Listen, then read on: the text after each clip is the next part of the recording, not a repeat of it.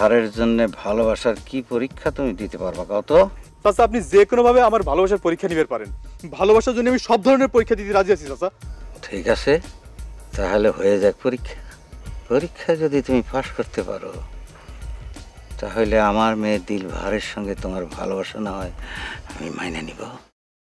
মা দেন তো, ভদ্রমহিলা তাজুল নামে একজনে খুঁজতেছে।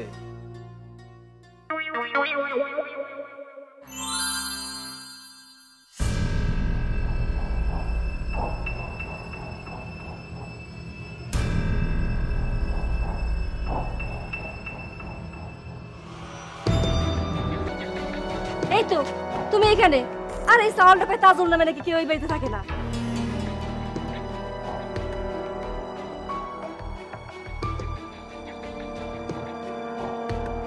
কি ব্যাপার, তুমি কথা বলছো না কেন? এরা সব কারা Tajul? Stop stop, what is you, what is you, what is that? হ্যাঁ আই আউট আউট।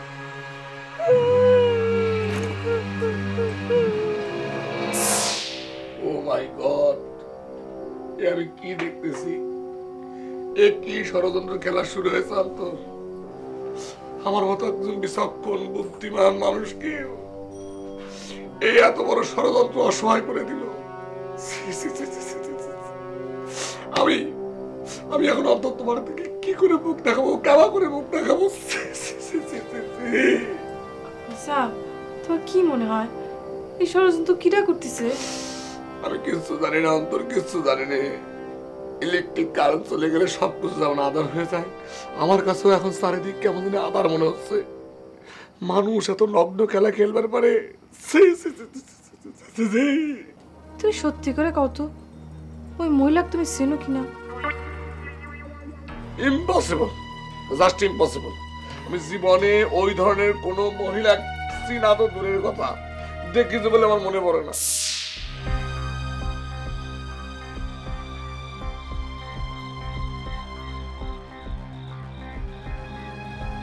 কেমন আছে দিল?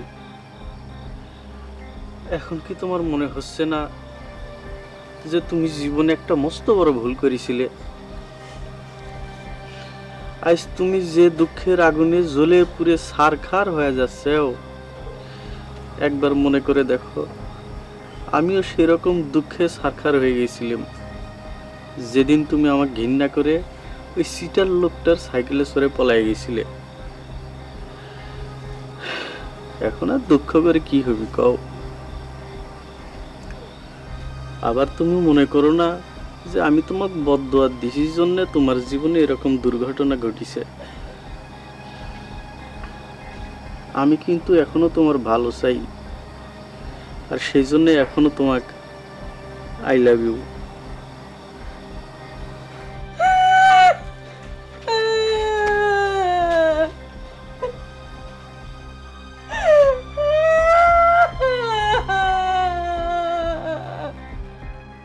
আপনার উপর দিয়ে একের পর এক ঝড় চলে যাচ্ছে ব্যারিস্টার সাহেব। আমি আপনার সাথে দেখা করবার আসতে পারি নাই, কারণ আমি খুব অসুস্থ হয়ে পড়ছিলাম। কোনো অসুবিধা নাই, তুমি আইসা তো আমার ঝড় ঠেকাইতে পারতা না মঞ্জিল? তা পারতাম না, সেটা তো জানি, তবু একটু সমবেদনা জানাবার আসার দরকার ছিল। যদিও আপনি জানেন কিনা জানি না, আপনার পক্ষ নিয়ে ওই ফয়েজ পাগলের সাথে লইবার যায় পড়ায় মার্ডার হয়ে গেছিলাম। 3 দিন দিন রাত শয্যা হয়েছিলাম। সেটা কি রতন কয়নি? না, সেই রকম কোনো খবর তো আমার কানে আসে নাই। কিন্তু আমি তো রতনরে পাঠাইছিলাম তোমার কাছে খবর দেওয়ার জন্য আমার সঙ্গে দেখা করো, যাতে তোমার সঙ্গে তো আমার একটা জরুরি বিষয় রয়ে গেছে। হ্যাঁ, সে আমাকে টাচ দিছিল, আর সেই জন্যই তো সকাল সকাল দেখা করবে আসলাম। মেলা দিন হয়ে গেল ব্যারিস্টার সাহেব, মেলা মামলা করেছি, টাকা পয়সা সেরকম কিছু আপনাকে দেওয়া হয়নি। আজকে কিছু টাকা নিছি, রাখেন। রাখো রাখো মঞ্জিল, রাখো। আগে তোমার এই যে মামলা বাবদ কত খরচ হয়েছে তার হিসেবটা তোমারে বলে নি। এই যে এই পর্যন্ত তোমার সমস্ত মামলা বাবদ খরচ হয়েছে 1,20,648 টাকা। এত টাকা? এত টাকা তুমি কোথায় দেখলা? মামলা কয়টা সেই হিসাব আছে, ওইটা দিয়ে ভাগ দিয়া দেখো, প্রতি মামলায় খুব বেশি খরচ হয় নাই। না না, ঠিক আছে ব্যারিস্টার সাহেব, সে বেশি হলো সেটা কোনো সমস্যা নেই, ওই আস্তে আস্তে দিয়ে দেবেন, আজকে কিছু রাখেন। না বাবা, আস্তে আস্তে সিরে সিরে টাকা আমি নিব না। ওইভাবে টাকা নিলে টাকার কোনো হিসাব থাকে না। তুমি আমারে যখনই দাও একসঙ্গে দিবা, এটা মনে করো আমার একটা দাবি। দাবি আপনি করবারই পারেন ব্যারিস্টার সাহেব, কিন্তু সেটা কি আমার পক্ষে মানা সম্ভব? শোনো মঞ্জুর, এই দুনিয়ায় অসম্ভব বইলা কোনো বিষয় নাই। আর তাছাড়া টাকাটা যে আমার নগদ দিতে হবে এমন তো কোনো কথা নাই। তাহলে একটু ভাঙিয়ে কোন তো ব্যারিস্টার সাহেব, ওই আর কি উপায় আছে টাকা শোধের? তুমি তো একটু চিন্তা করলে বিষয়টা বুঝতে পারতা। আচ্ছা ঠিক আছে, আমি তোমারে বুঝাই দিয়েছি। ওই যে তোমার পুকুরের পাশে একটা জমি আছে না, বড় বড় গাছালা, হ্যাঁ, এই জমিটার পুকুরটা যদি আমার নামে লিখে দাও, তাহলে তোমার মামলার যত খরচ সেইটা শোধ হইয়াও আরো ধরো 1/2 ডজন মামলা করার টাকা আমার কাছে থেকে যাবে। আর তুমি যদি অতিরিক্ত টাকাটা চাও, আমি না হলে নগদ তোমার দিয়েও দিতে পারি।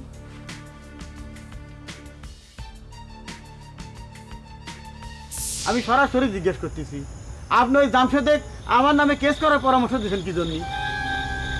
আরে আমি কি দিয়েছি না দিয়েছি সেটা তোমার ভাবার দরকার নাই। আমি তো শুনলাম তোমার ওই ফাঁসতেরা নাকি ওর বাড়িতে ডাকাতি করতে। ওরে আল্লাহ রে, এদিকে জামশেদ ধম্ম ডাকাতির কথা কইছে, হ্যাঁ? আমার সাথে দুপুরবেলা বর্ষা করেছে মুরগি চুরি নিয়ে, আর আপনার কাছে এসে ডাকাতির কথা কইছে। এখন তো দেখতেছি কোর্টে যাইতে যাইতে ওটা মার্ডার কেস বন্ধ করাই যাবে।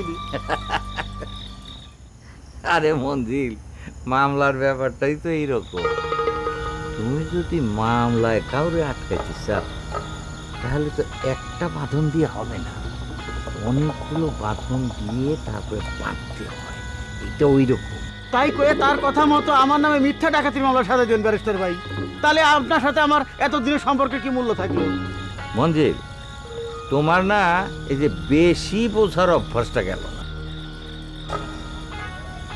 মামলার বিনিময়ে মামলা ছাড়া তো আর কিছু করা যায় না। তোমার বিরুদ্ধে যদি মিথ্যা মামলা দেয়, তাহলে কি তুমি চুপ করে ঘরে ঘুমটা দিয়ে বসে থাকবা? এই যে আমি আজকে কোর্টে না গিয়ে বসে আছি কি জন্যে, তোমার মামলাটা যাতে আগে হয়। মগজে ঢুকলো কথাটা?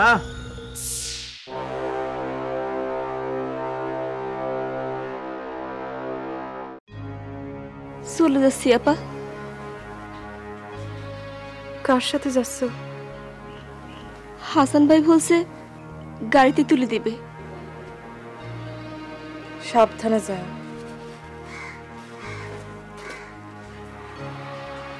আর কোনোদিন দেখা হবে কিনা জানি না, আপনার অনেক বড় ক্ষতি করে গেলাম আপা।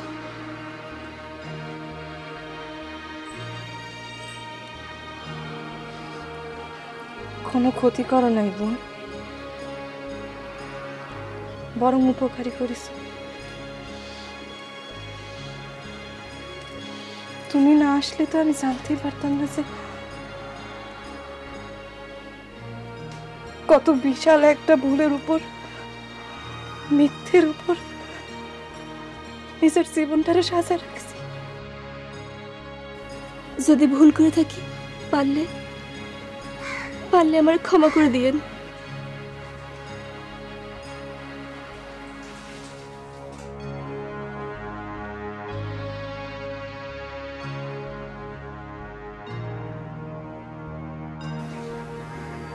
তোমার কাছেই থাক।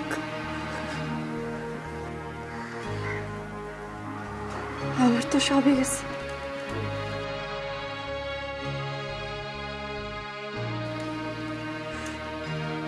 এটা না হয় তোমার কাছ থেকে কাইরে নাই নিলাম,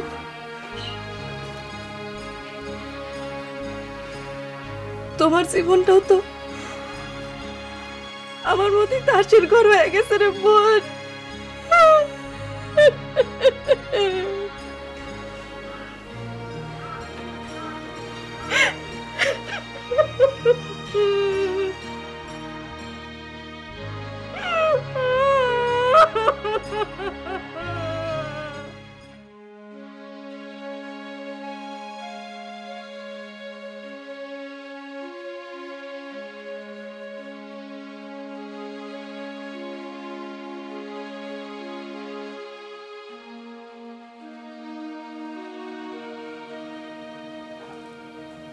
কি হয়েছে?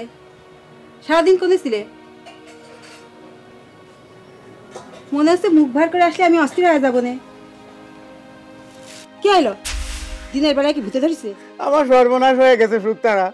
ওই মফিজ ব্যারিস্টারের বুদ্ধিমতো মামলা মোকদ্দমা করবার যায় তার ভাঙতে পড়েছি সুখ। কে?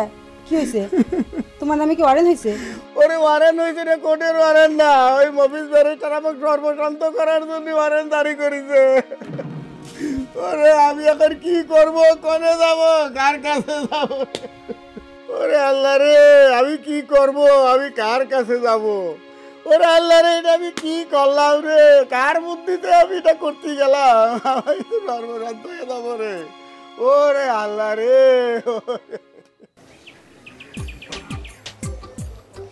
জিরি বন্ধুরা, জামাই তো আমাকে একেবারে এতিম করে ফেলাইছিলে। ঠিক কথাই কইছে। একদিনের ছুটি নেই এভাবে কি ডুব মেরে থাকে? আমি সত্যি দুঃখিত। সরি সরি সরি, একটা পরিস্থিতির কারণে আমি মেলা দিন তোমাদের সাথে যোগাযোগ রাখতে পারি নাই। এটা আমার ব্যর্থতা, সামান্য না, অনেক বড় কিছু ঘটনা ঘটে গেছে। যাই হোক, উপরওয়ালা যা করে সবার ভালোর জন্যই করে। এরই ভিতর আমাদের জন্য কিছু ভালো খবর আসে গেছে। জামাই, তোমার ভাইরা নাকি পলাইছে? এসব কথা এখন থাক স্বপন ভাই। ওপেন ফোরামে মানে জেনারেল পাবলিকের সামনে আমি এসব কথা ডিসকাস করতে চাই না, কারণ হাজার হলি পরও আমি একজন ঘর জামাই মানুষ। তবে আপনাদের সামনে আমি একটা কথা কবির পারি যে আল্লাহ যা করে ভালোর জন্য করে। সত্যি কোনো সময় চাপা থাকে না, মানে জ্বলন্ত দাও দাও করা আগুন কোনো দিন ছাই দিয়ে ঢেকে রাখা যায় না। আজ এই খুশির দিনে একটু মিষ্টি মুখ করবার পারলে খুব ভালো হতো। মিষ্টি তো খালি স্বপন ভাই দেখাই গেল, খাওয়া তো আর হইল না। মানে আজকে কি এই সমস্ত কথা না করলে হয় না? ঠিক আছে, মিষ্টি খাবার চাও, খাওয়া হবে না? না মানে স্বপন ভাই অবশ্য আমাকে মিষ্টি খাওয়াইছে, তবে দুঃখজনকভাবে আমি আপনাদের সামনে আরেকটা কথা প্রকাশ করতেছি। সেই মিষ্টি খাওয়াবের যায় মানে স্বপন ভাই যে ধরনের একটা বিব্রতকর পরিস্থিতির ভিতর পড়েছিল, সেই মানে দুঃসহ যন্ত্রণাময় পরিস্থিতির কারণে মানে আমি স্বপন ভাইয়ের কাছে ক্ষমা প্রার্থনা করতেছি। ক্ষমা ক্ষমা ক্ষমা। মিষ্টি নাই খাইলাম, কিন্তু স্বপন ভাই কি যেন মিষ্টির প্যাকেট দেখা গেল, এ কথাটা জানা দরকার ভাই। ঠিক আছে, ঘটনাটা আজকে আমি সকলের সামনে করছি। তোমাকে ভাবি মানে জয়গুণের শর্ত মোতাবেক আমার সমস্ত সম্পত্তি তার নামে লিখে দিয়েছি, আর বিনিময়ে আমি মুক্তভাবে তাস খেলার স্বাধীনতা পেয়েছি। ও স্বপন ভাই, তুমি আসলে জুয়ে প্রেমিক একজন মানুষ ভাই, তোমাকে অভিনন্দন জানাচ্ছি। এই যে জুয়ে খেলার জন্য তোমার যে ত্যাগ তিতিক্ষা, এটা আমার ধারণা জুয়ে খেলার ইতিহাসে স্বর্ণাক্ষরে মানে সোনার অক্ষরে লেখা থাকবি। আমি এতদিন নিজে সবচেয়ে বড় জুয়ারি মনে করতাম, ত্যাগী জুয়ারি মনে করতাম, কিন্তু আজকে দেখলাম যে তুমি আমাকে হারা দিলে। তুমি হচ্ছে এই পৃথিবীর শ্রেষ্ঠ জুয়ারি, সবচাইতে দাম। সত্যি সত্যি। আরে আরে আরেকটা ছোট্ট খবর আছে। তোমাকে ভাবি মানে জয়গুণ একসেট নতুন তাস উপহার দিয়েছে। আজকে জামাই এসেছে, জামাই উদ্বোধন করবে। আল্লাহ আল্লাহ আল্লাহ আল্লাহ আল্লাহ, কি আনন্দ সুবাস, কি সৌভাগ্য স্বপন ভাই তোমার। তুমি পৃথিবীর সবচেয়ে ভাগ্যবান পুরুষ যে আল্লাহ তোমার এইরকম একজন স্ত্রী উপহার দিচ্ছে। অবশ্য আমার স্ত্রী আমার কাছে উপহার স্বরূপ, কারণ সে আমাকে জুয়ে খেলা খুবই পছন্দ করে, কোনোদিন বাধা প্রদান করে না, টাকা পয়সা দেয়, পুঁজি দেয়। সেই জন্য আল্লাহর কাছে আমরা আজকে প্রার্থনা করি, হে আল্লাহ প্রত্যেক ঘরে ঘরে এরকম জুয়ে প্রেমিক স্ত্রী দাও। আল্লাহ নতুন চাকরি পেতে ভালো হতো।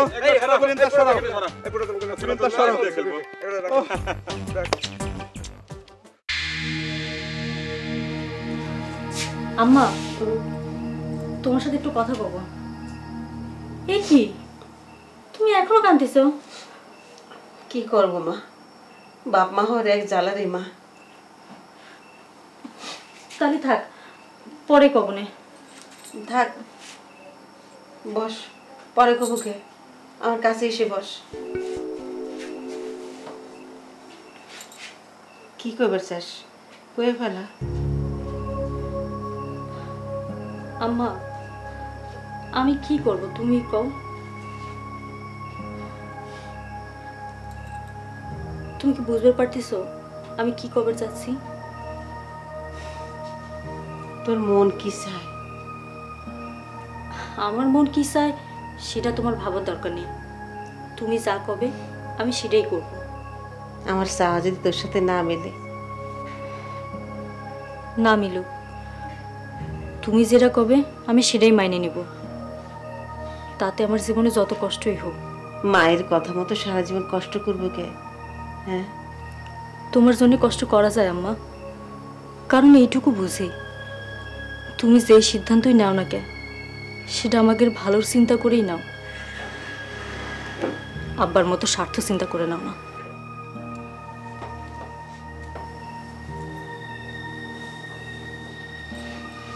ওরে আমার পুতুলের মতো সেই ছোট্ট মেয়েটা এত বোঝা বুঝে গেছে রে।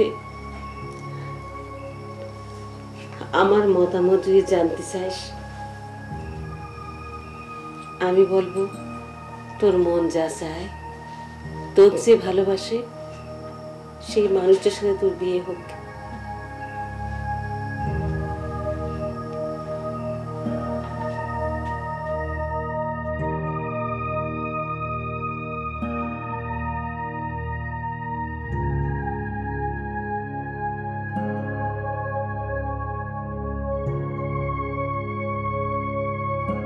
হায় রে হায় মানুষ রে, ওই মানুষে ভালোবেসে তার পক্ষ নিয়ে কথা কবে দেয়, ওই ফয়েজ পাগলাতে মাই খাইছিলাম, আর এখন সে আমার কি ফান্দে ফেলে দিল মিন্টু ভাই, কবে পারো? এত করে কই যে ওইসব মামলা মোকদ্দমার মধ্যে যায় না, পারলে নগদের উপর 2-1 মাইরে দাও। এখন বোঝো কেমন ঠেকে। আমার এই বিপদের সময় এরকম নিষ্ঠুর কথা কইও না সুতারা, আমি তো আরো বেশি হার্টফেল হয়ে যাবো। হার্টফেল হওয়ার যাই করো মঞ্জিল, ভাবি কিন্তু কথাটা খারাপ কয় নাই। কথায় কথায় দৌড় দিয়ে ব্যারিস্টার কাছে ছুটে যাওয়া আর তার কথা মতো মামলা করা কামটা তুমি মোটেও ঠিক করো নাই। এখন তো খুব বুদ্ধিজীবীর মতো কথা করছো। এতদিন তোমার এই বুঝ করে ছিল, তুমি কিসের জন্য আমাকে নিষেধ করনি? নিষেধ করলে তো উল্টে আমি তোমার শত্রু হয়ে যেতাম। প্রতিবেশী মানুষ নিজেদের মধ্যে সামান্য বিষয় নিয়ে যেভাবে তোমরা তিলের তাল বানা ফেলাইছাও। তিলকে মনে হয় আমি একা তাল বানাইছি, তুমি আমার বিপদের মধ্যে কাইটে পড়ে ধান্দা করতেছো। কথাটা তোমাকে একলা করছি না, জমশেদেরও মেলা দোষ আছে। সে তো আমাকেও মারিছে, সে তো মোটা মানুষ, এমনিতে বুদ্ধি কম। আর আমার কাইটে পড়াই কি আর থাইকেই কি, তোমার পাশে থেকে হাউতাস করা ছাড়া আমার তো আর কোনো ক্ষমতা নাই। আচ্ছা আমাকে একখান কথা বুঝা কও, ব্যারিস্টার তোমার কাছে মামলা করার জন্য টাকা পাবি, কিন্তু সে কিসের জন্য তোমার বাগান আর পুকুর দাবি করতেছে? ও সুতারা, এটাই হচ্ছে তার কায়দা। ব্যারিস্টারের হিসাব মতো আমি 1 লাখ টাকার উপরে মামলা করেছি, সেই টাকা একসাথে সুদ দেওয়া লাগবে। আর যদি না দিবে পারো তাহলে পুকুর বাগান দাও। টাকা না দিলে সে কি করবি? খবরদার ওই কথা মোটে মুখে আইনে না। এই পৃথিবীতে আনন্দে থাকার জন্য